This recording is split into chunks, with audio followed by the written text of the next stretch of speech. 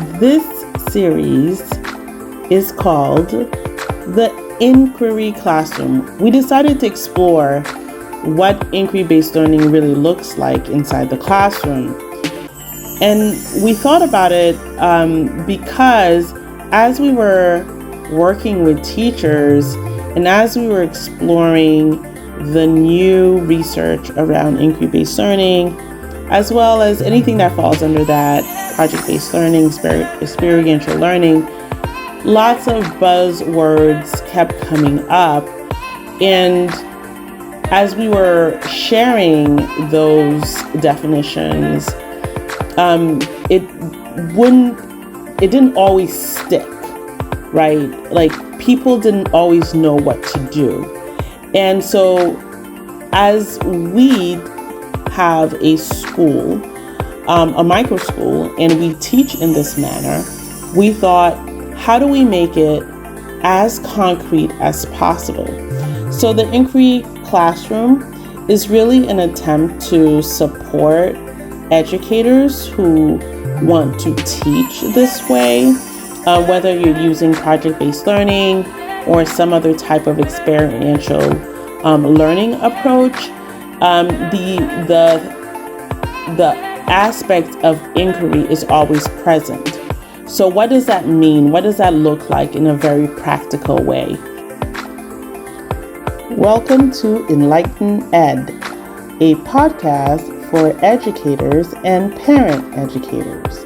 It is a space where we can learn together, be enlightened together, share and grow.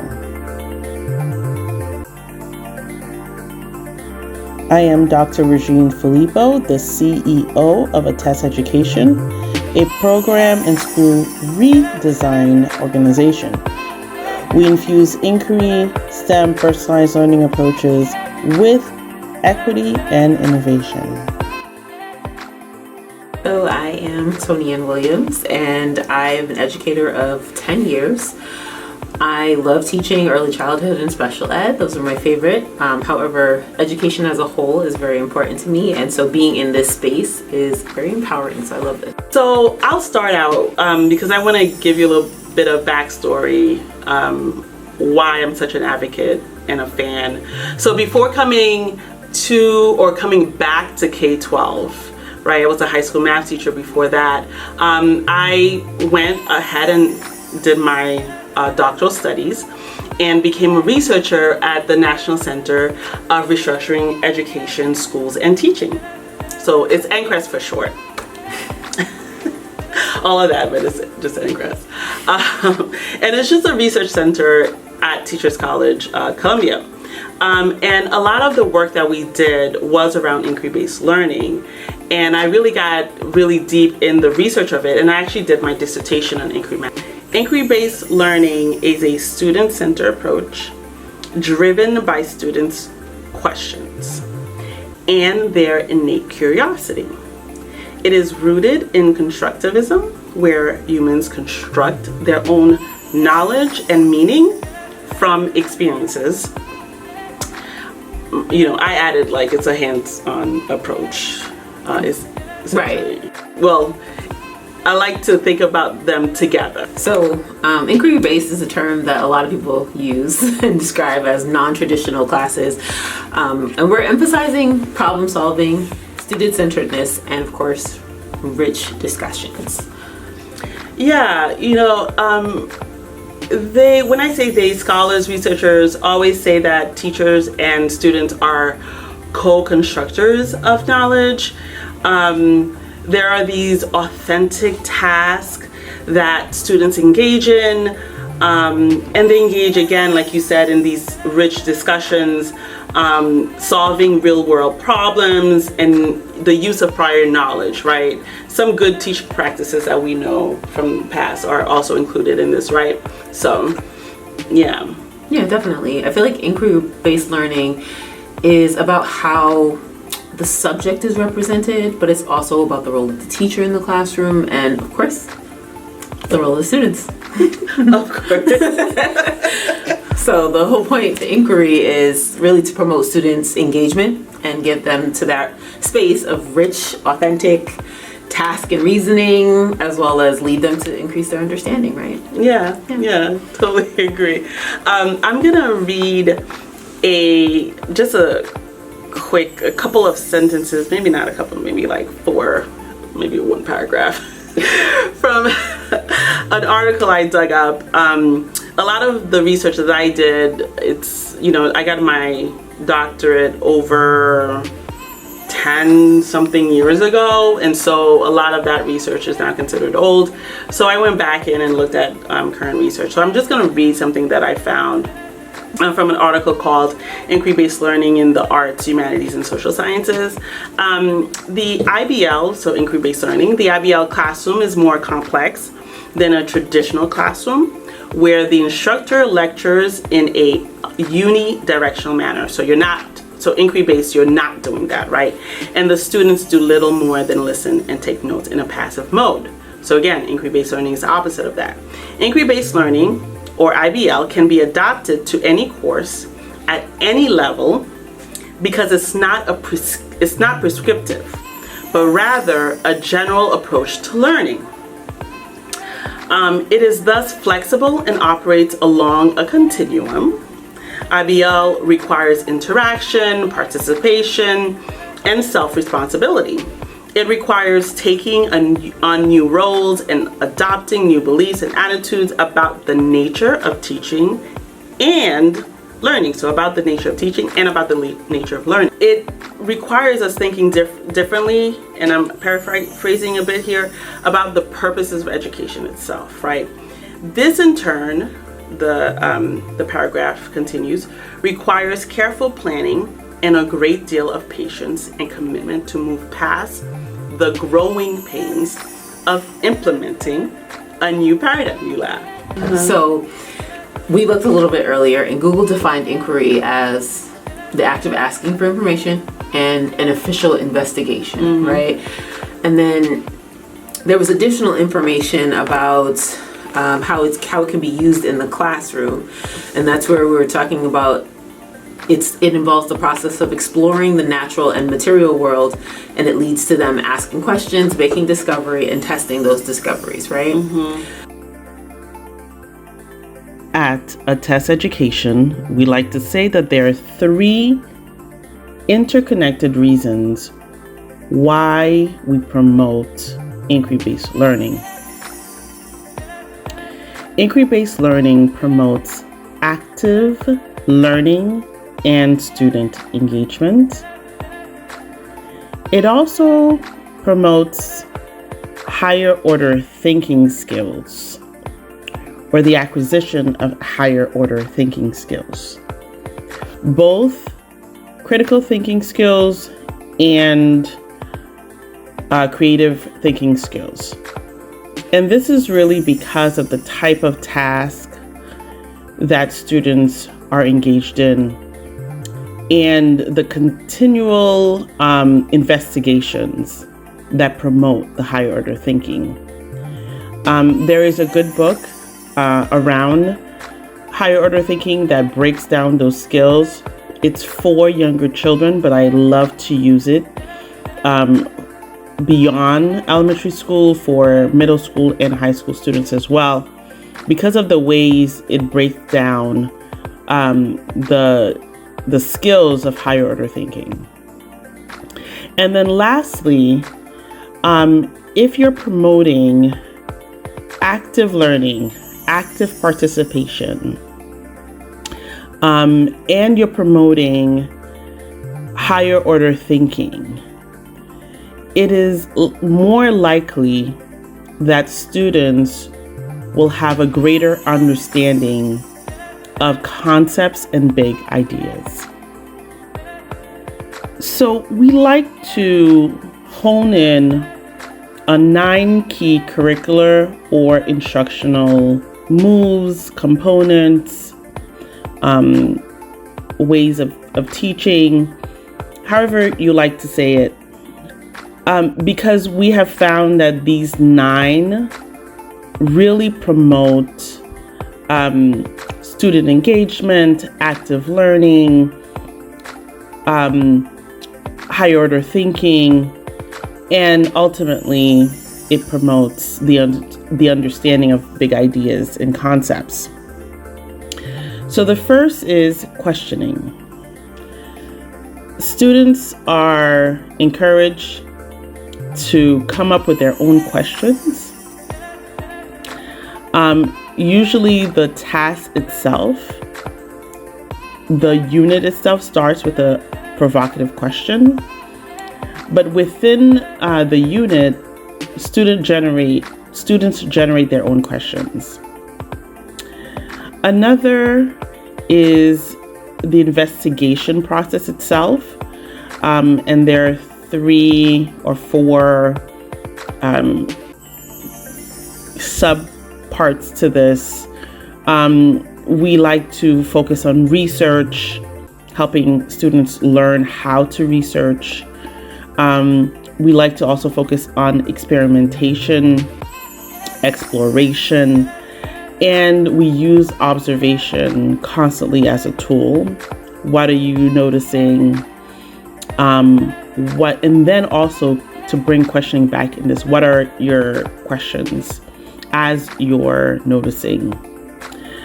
And then another curricular or instructional component is varying the mode of learning. So varying visual elements, auditory elements, and kinesthetic elements in the classroom. A fourth is a multiple representation of knowledge. Students produce knowledge in a variety of ways and through different mediums. So it's not just a written report, it's not just a deck, it's not just artwork, but through the production of knowledge in these various ways, you get to see the different thinking that students produce.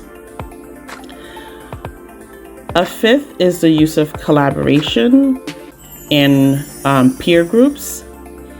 In mathematics, for example, we have been actively working on creating a mathematics community. With collaboration, group work really needs to be consistent. So it needs to start early. You could start small, and then to build up to a point where groups can be more independent.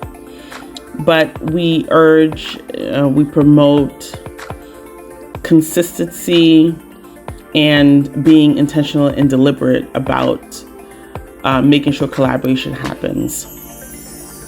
The sixth is rich discussion. We like to think of this discussion as student-centered discussion, but we understand that there's a continuum. And so sometimes we'll go into a classroom and there's lots of talking going on, but it's the teacher facilitating the discussion. So the teacher asks a question, students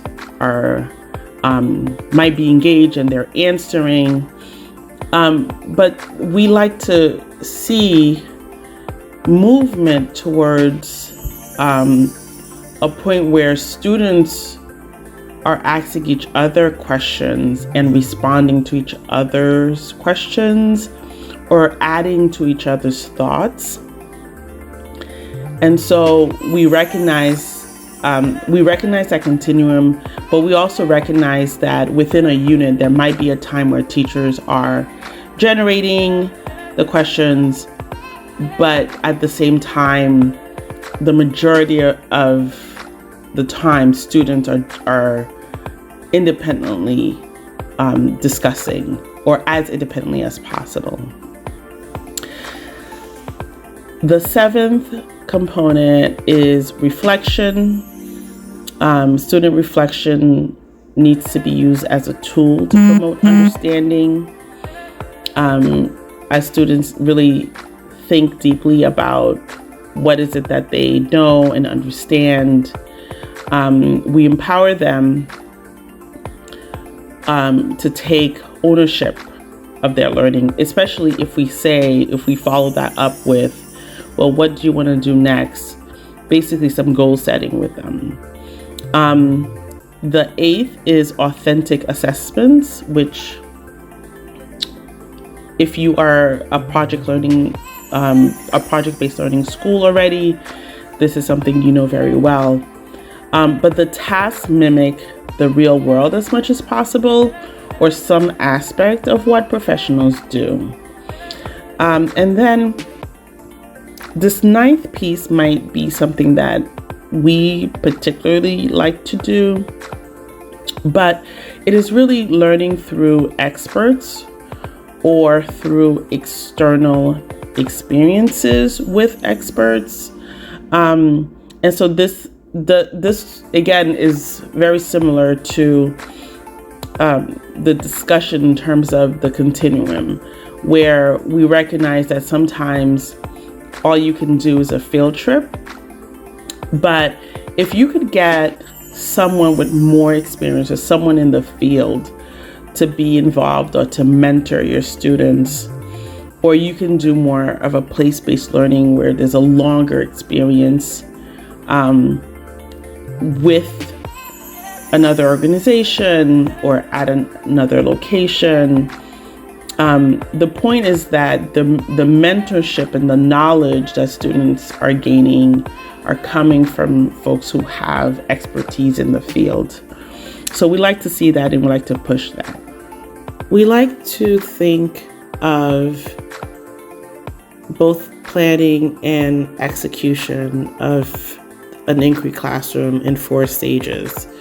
The first is a time where you are interested in a topic or a question, and so you are doing a lot of questioning, and there is research around this time, but there is mostly you in thinking through what questions you have around a particular concept or topic.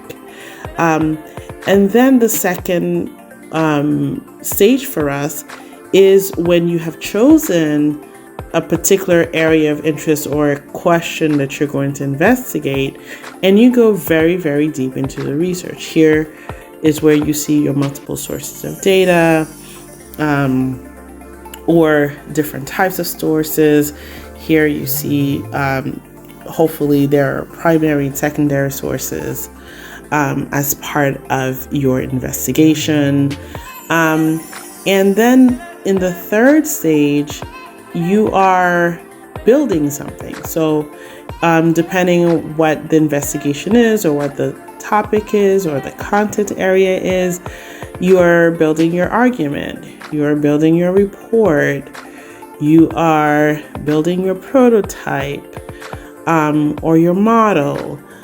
So there's a point where after you have your question, you go very, very deep into your research, you're seeking answers, and then you go into a building phase.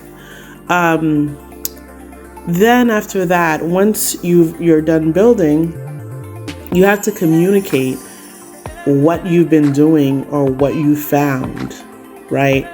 And at that point, we like to also talk about reflection, because oftentimes what we have found is as you are preparing to communicate and thinking about the audience and thinking about what is it that you really want people to get out of your presentation or whatever the communication is, you're oftentimes going back and reflecting on what went well, what didn't, and why.